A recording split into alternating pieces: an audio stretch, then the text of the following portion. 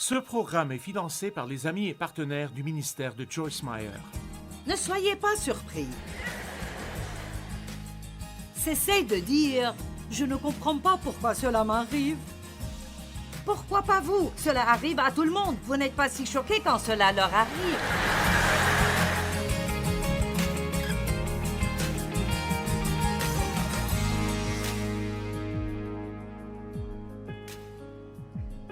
Saint-Esprit, remplis-moi.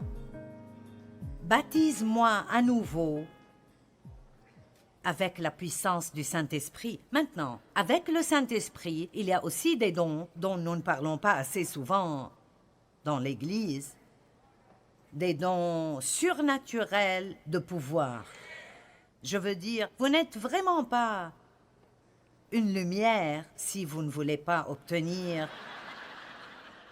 tous les dons surnaturels de pouvoir que vous pouvez obtenir. Parce que plus vous avez de pouvoir, plus la vie devient facile. Et donc, si vous n'avez jamais entendu parler de ces dons, j'ai préparé tout un enseignement que je vais faire cette année sur cela. Mais, parole de sagesse, savoir quoi faire dans une situation où vous ne savez pas quoi faire. Parole de connaissance, tant de gens disent « Ah, je ne peux pas croire que tu aies dit ce que tu as dit lors de ta prédication. C'était... Comment le sais-tu? » Eh bien, les dons de l'esprit peuvent agir à travers vous et vous ne savez même pas que cela se produit. Et il le fait pour le bien et le profit de tous. Ce n'est pas juste pour te vanter et dire « Regarde ce que je peux faire », mais c'est pour aider les gens. Dieu veut avant tout aider les gens.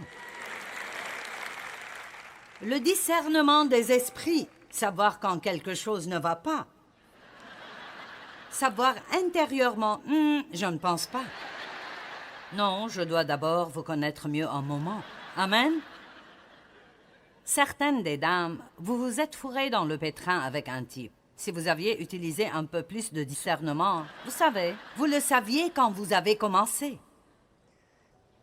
Vous l'aviez compris, mais vous étiez seul, vous craigniez de ne jamais avoir personne.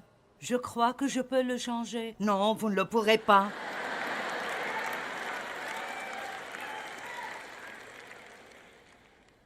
Ce serait mieux pour vous d'être seul que d'être avec quelqu'un qui vous rend malheureux tout le temps.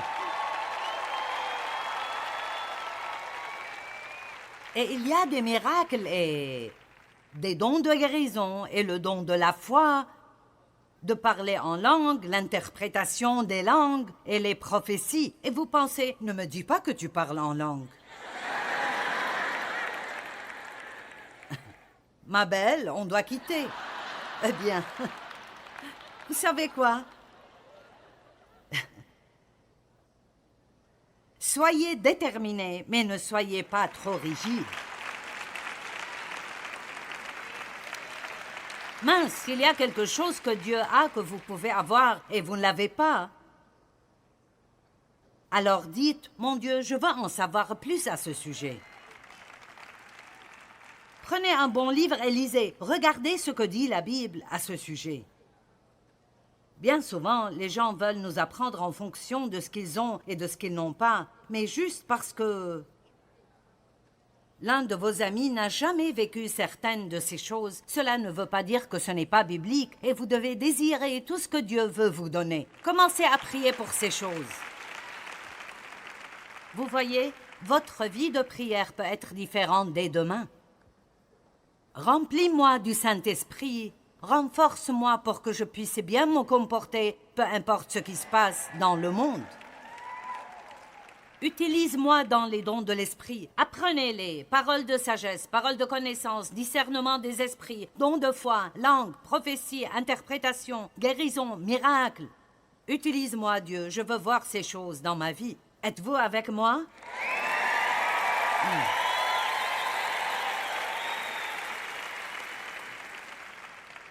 Donc, combien de vos prières sont pour ce que vous voulez?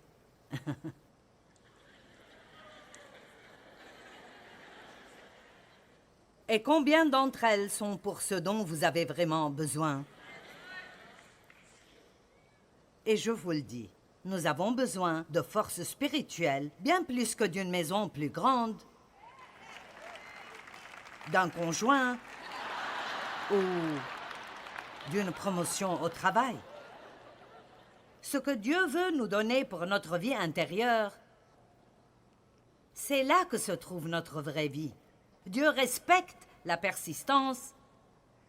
Et je vais vous dire quelque chose que vous ne voudrez peut-être pas entendre, et c'est que vous devez vous attendre à de l'opposition.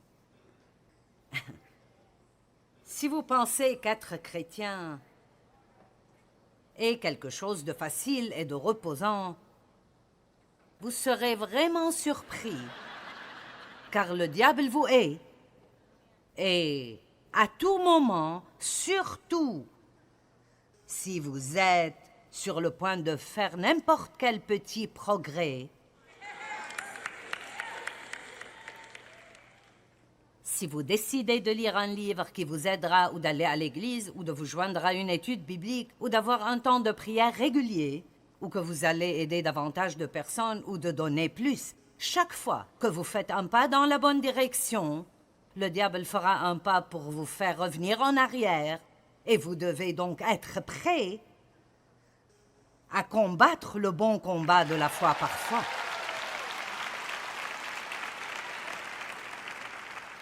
J'ai 3 écritures que je veux vous montrer. 1 Corinthiens 16:9, car une porte grande et d'un accès efficace m'est ouverte, à Éphèse, une opportunité très prometteuse et les adversaires sont nombreux. De petites choses arrivent comme nous étions en chemin ce soir et notre chauffeur reçoit un appel, il y a un accident et il y a un gros embouteillage sur l'autoroute. Et je dis, ah oui, bien sûr. Bien sûr. Il vous donne ses cartes pour vos chambres d'hôtel et nous avons 4 ou 5 personnes différentes de notre équipe qui ont des clés pour différentes chambres. Et elles ne marchent pas. Eh oui, bien sûr. Pourquoi n'arrêtez-vous pas d'être choqués? Je veux dire, arrêtez. Eh bien, je ne comprends pas pourquoi cela m'arrive à moi. Vous devriez juste rire et dire, bien sûr. Mais, écoute-moi bien, Satan, je n'abandonne pas. Je n'arrête pas, je n'abandonne pas.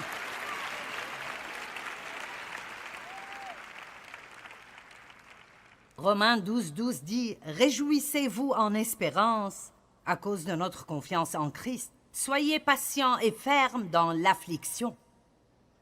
Persévérez dans la prière, recherchant continuellement la sagesse, la direction et la force. Ne cherchez pas continuellement la disparition de vos problèmes. Et comme je l'ai dit, oui, nous allons tous prier pour que Dieu nous délivre de nos problèmes. Nous sommes trop humains pour ne pas faire cela. Mais ce n'est pas sur cela que nous devons nous concentrer. Vraiment, le message dans 2 Chroniques où le Seigneur a dit à Josaphat, « Cette bataille est la mienne, pas la vôtre. » Si vous étudiez cela, quand Josaphat a posé son problème devant Dieu, il lui a parlé de beaucoup de choses, puis il a mentionné son problème comme une note secondaire. Tout le reste était prière et louange et combien Dieu est grand et comment nous savons que tu tiens tes promesses. Et au fait, nous avons 12 différents groupes de personnes qui essayent de nous tuer. Pourrais-tu nous aider? Et a-t-il quelqu'un? Très bien. Jacques 1:12, heureux, béni, spirituellement prospère, favorisé par Dieu. Waouh, la faveur de Dieu est quelque chose. Ouh! Heureux l'homme qui supporte et persévère patiemment dans la tentation, car après avoir été éprouvé, il recevra la couronne de vie que le Seigneur a promise. Maintenant, combien d'entre vous aiment avoir un bon témoignage? Savez-vous que le témoignage arrive toujours après être passé par une épreuve?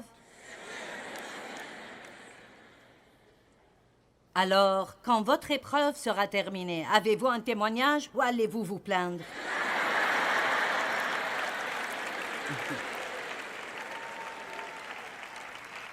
Oui! Ne soyez pas surpris. Cessez de dire « Je ne comprends pas pourquoi cela m'arrive ». Pourquoi pas vous? Cela arrive à tout le monde. Vous n'êtes pas si choqués quand cela leur arrive.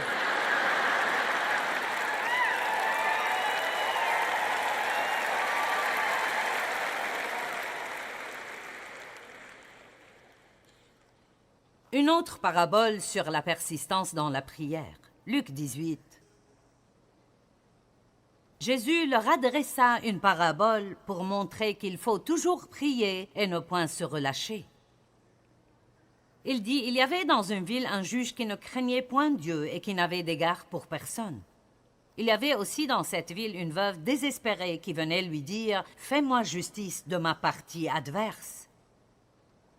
Pendant longtemps, il refusa, mais ensuite il dit en lui-même « Quoique je ne craigne point Dieu et que je n'ai d'égard pour personne, néanmoins parce que cette veuve m'importune,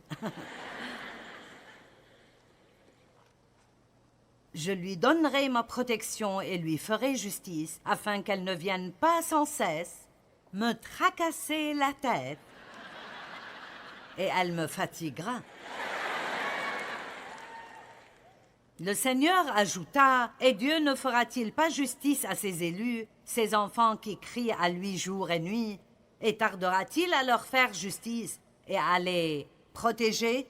Je vous le dis, il les défendra et leur fera promptement justice. Mais quand le Fils de l'homme viendra, trouvera-t-il ce genre de foi sur la terre? »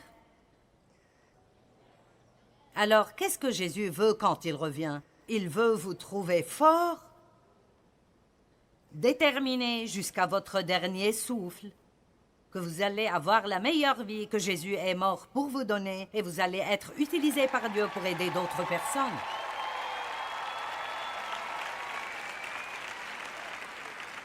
Vous allez tenir ferme et vous savez, si vous êtes malade depuis 12 ans, continuez de prier pour votre guérison. Ne perdez pas confiance en Dieu juste parce que quelque chose prend beaucoup de temps. Et je dis, mon Dieu, je n'abandonne pas. C'est dans ta parole et je ne renonce pas. Je ne sais pas pourquoi cela se produit. J'aimerais le savoir, mais Dieu ne nous dit généralement pas trop. Mais je n'abandonne pas, je ne renonce pas. Allez, je ne veux pas que vous oubliez ce que je dis ce soir. Je veux que vous soyez plus forts et que vous persévériez. Je veux que vous teniez bon. Si c'est dans la parole de Dieu, alors vous pouvez la voir.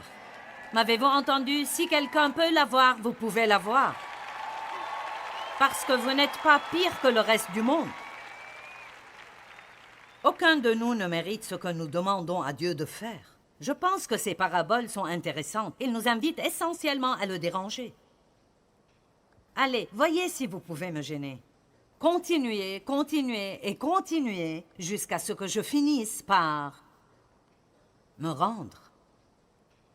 Pensez à Lot quand il était à Sodome et Dieu a dit qu'il allait détruire l'endroit parce qu'il n'y avait pas de juste là-bas. Eh bien, Abraham a été audacieux et il a dit « Si tu peux trouver 5 justes, bien, il a commencé avec 50. Si tu peux trouver 50, Dieu a dit, OK. Eh bien, si tu ne trouves que 10 personnes, bon, d'accord, avec 10. Eh bien, mon Dieu, une fois de plus. Et si tu ne peux en trouver que 5? Vous voyez ce que je dis? Il a juste continué à diminuer le nombre. Peu à peu. Il ne voulait pas qu'il détruise les gens là-bas. Et il a donc continué à réduire un peu la marche. Je ne sais pas ce qu'il en est pour Dieu, mais il semble aimer ça. Il me semble qu'il aime quand on refuse d'abandonner. Vous savez pourquoi? Parce que nous disons essentiellement « Je crois que ta parole est vraie. Et je crois que tu es bon. Et je ne crois pas que tu retiens quelque chose. Je pense que l'ennemi m'entrave et je sais que la prière est puissante. » Vous vous souvenez dans le livre de Daniel quand il a jeûné et prié pendant 21 jours pour obtenir une réponse, et quand la réponse est venue, Dieu a dit, dès le moment où il avait commencé à prier, il avait envoyé un ange. Mais le prince démoniaque qui régnait sur cette région avait résisté à cet ange jusqu'à ce que Dieu ait finalement envoyé l'ange Michaël pour combattre. Vous voyez, Dieu peut envoyer quelqu'un pour vous aider, et si le diable leur résiste, continuez à prier. Il enverra un autre lot, quelqu'un de plus fort que le dernier.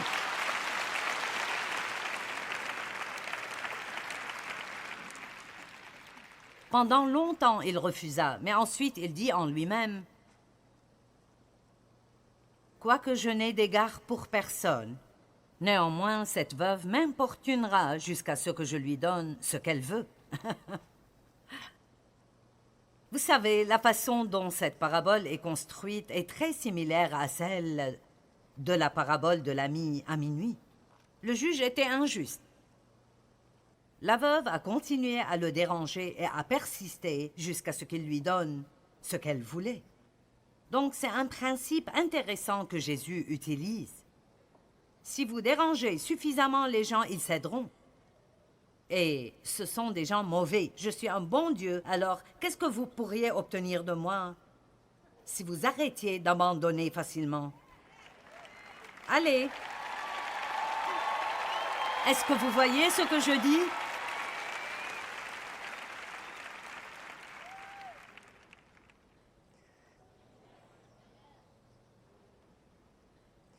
La chose intéressante à propos de l'ami à minuit dans Luc 11 est qu'il ne demandait même rien pour lui-même. Il était aussi persistant pour quelqu'un d'autre. Alors, je vous redemande, combien priez-vous pour vous-même par rapport à combien vous priez pour les autres? À quel point êtes-vous persévérant? J'ai vu des choses, je veux dire, j'ai traité avec des gens. Une femme que je connais très bien était si malade. Pendant près de 3 ans, elle se sentait mal presque tout le temps. Et presque tous les matins, je priais. Et maintenant, elle va probablement mieux à 80%. Donc, continuez, continuez, continuez, continuez.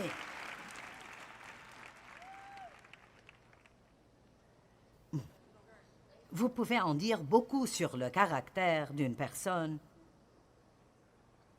par la manière dont elle prie. Maintenant, dans ces 2 paraboles et dans la suivante, qui est à propos de 2 hommes qui sont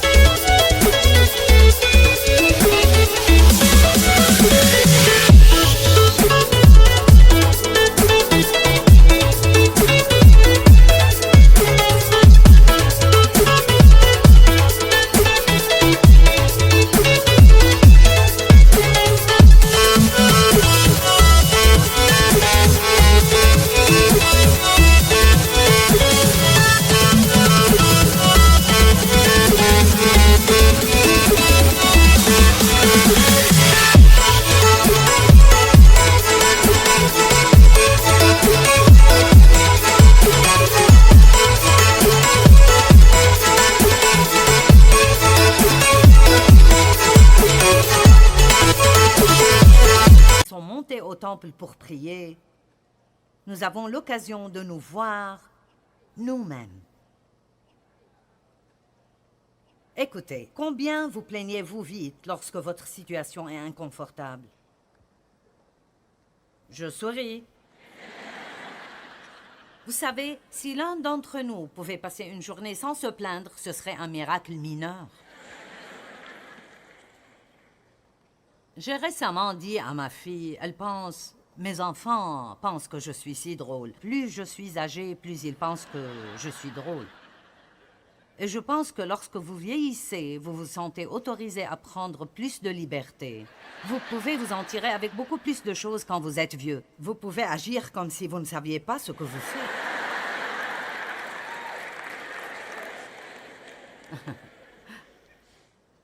J'ai récemment dit à ma fille, tu sais, ce que j'ai réalisé sur moi-même, je n'aime vraiment pas être inconfortable. Et elle a ri, elle a dit, nous le savons tous, est-ce que tu viens de découvrir cela? Nous nous plaignons s'il fait froid, ou s'il fait chaud, ou si le siège est trop dur. Vous savez... Et cela fait 42 ans que j'en parle. Nous avons besoin de continuer à nous regarder nous-mêmes. Amen.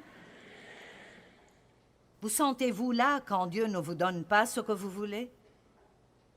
Comment réagissez-vous lorsque vous voyez Dieu donner quelque chose que vous voulez à quelqu'un d'autre et vous êtes vraiment sûr qu'il ne le mérite pas autant que vous? Oh mince, c'est un brûleur de chair. Cette parabole dans Luc 18, commençant au verset 9, est une parabole pour la génération actuelle du moi dans laquelle nous vivons. La parabole de la veuve persistante a été donnée pour apprendre aux disciples à être audacieux et confiants dans leur requête. Mais dans cette parabole que nous allons lire, il y a aussi un avertissement de ne pas être arrogant ou impudent. Donc, il y a une différence dans le fait d'être audacieusement respectueux et persistant. Et je sais que ça marche. Cela fonctionne dans le monde parce que des personnes m'ont demandé...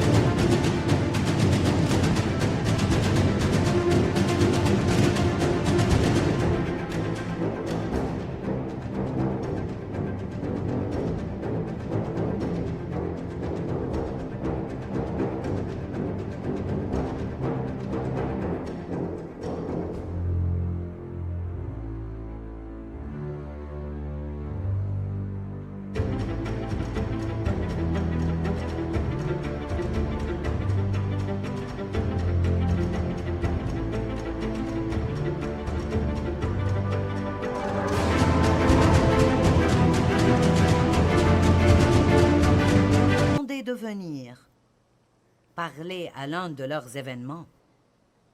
J'ai dit non et ils ont demandé l'année suivante et j'ai dit non. Et ils ont dit, nous allons continuer à demander jusqu'à ce que tu viennes. Donc finalement, je me suis dit, bon, je ferais mieux de le faire et d'en finir avec. Je veux dire, ça marche, n'est-ce pas? Combien d'entre vous donnez à vos enfants s'ils persistent encore et encore? C'est comme, oh, faites-le. Vous savez, je suis fatiguée de l'entendre. Donc, quand je dis que nous devons être persistants dans nos prières, je ne parle jamais d'être arrogant ou de paraître avoir droit à notre demande. En gros, vous dites, mon Dieu, je le fais parce que c'est ce que tu me dis de faire. Et c'est pourquoi je vous donne ces 3 paraboles pour que vous ayez le soutien des Écritures, pour dire, Dieu, tu me dis d'être persévérant, de continuer à demander et d'être audacieux, et je fais ce que tu m'as dit de faire. Maintenant, depuis les années 1970, cette génération a été déclarée la culture du narcissisme, ce qui signifie l'égocentrisme.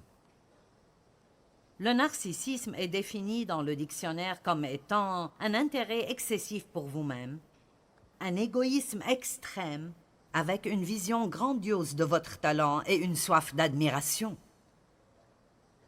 Notre culture a cessé d'être centrée sur Dieu pour devenir centrée sur elle-même. Le monde dit que notre bonheur personnel est plus important que toute autre chose. Nous entendons des phrases comme « je me dois d'avoir le meilleur ». Il n'y a pas de plus grand amour que l'amour de soi. Les humanistes nient la vérité que nous sommes formés à l'image de Dieu et disent que rien n'est plus élevé que l'être humain. Le Nouvel Âge enseigne qu'il n'y a pas de Dieu et que le seul Dieu est le Dieu en nous. Eh bien, en tant que chrétiens, nous savons que le Christ vit en nous, mais nous ne sommes pas Dieu. Amen.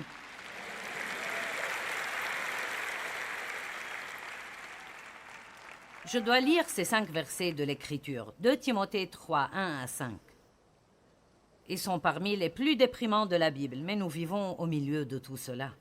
Sache que dans les derniers jours, il y aura des temps difficiles, des temps durs, pleins d'ennuis, des jours difficiles qui seront durs à supporter. J'ai de l'empathie pour chaque personne vivante sur la planète aujourd'hui parce que, pour être honnête, élever des enfants dans cette génération est tellement différent. Vous avez besoin de la direction du Saint-Esprit tous les jours et d'être plein du Saint-Esprit, d'avoir sa sagesse et de discerner les esprits. Oh mon Dieu, vous devez être capable de discerner ce que font vos enfants et ce qu'ils regardent, où ils vont et avec qui ils traînent. Et mon Dieu, vous n'avez pas besoin de leur prêcher seulement, mais aussi d'être un exemple devant eux. Modélisez la vie que vous voulez qu'ils vivent. M'avez-vous entendu? Modélisez constamment la vie que vous voulez qu'ils vivent. C'est difficile aujourd'hui. C'est facile de se décourager et de vouloir arrêter et abandonner. Mais ce n'est pas ce que Dieu veut que nous fassions. Vous pouvez connaître le caractère d'une personne d'après comment elle prie. Nous devons prier pour avoir la force et la sagesse spirituelle et une personnalité remplie de l'Esprit Saint, au lieu de demander des choses matérielles tout le temps. Et nous devrions prier pour les autres, pas seulement pour nous-mêmes.